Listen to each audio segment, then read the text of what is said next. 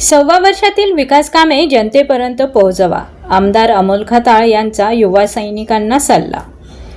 संगमनेरमध्ये आयोजित युवा सेना मेळाव्यात आमदार अमोल खताळ यांनी युवा सैनिकांना महत्त्वपूर्ण मार्गदर्शन केले आहे।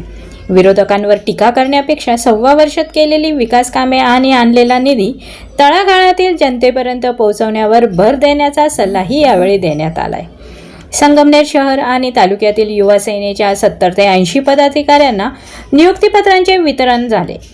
युवा सेना उपजिल्हा प्रमुख सौरभ देशमुख आणि तालुका प्रमुख सुशील शेवाळे यांच्या पुढाकाराने आयोजित या मेळाव्याला स्थानिक पदाधिकारी आणि कार्यकर्त्यांची मोठी उपस्थिती होती। यावेळी बोलताना आमदार खताळ यांनी सांगितले की मुख्यमंत्री देवेंद्र फडणवीस, उपमुख्यमंत्री एकनाथ शिंदे आणि पालकमंत्री राधाकृष्ण विखे पाटील यांच्या नेतृत्वाखाली तालुक्यात मोठ्या प्रमाणात विकास निधी आणण्यात आला आहे।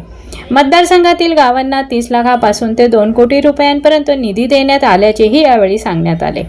विरोधकांनी काय केले नाही यावर बोलण्यापेक्षा आपण सव्वा वर्षात केलेली विकास कामे आणि योजनांचा लाभ जनतेपर्यंत पोहोचवणे ही युवा सैनिकांची जबाबदारी आहे, असा सल्ला आमदार खताळ यांनी शिवसैनिकांना दिलाय।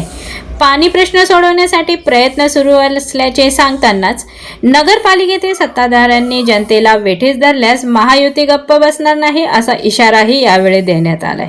तसेच केंद्र आणि राज्य सरकारच्या कल्याणकारी योजना घराघरात पोहोचवण्याचे आवाहनही यावेळी त्यांनी केले। कार्यक्रमादरम्यान अनेक तरुणांनी युवा सेनेत प्रवेश केला।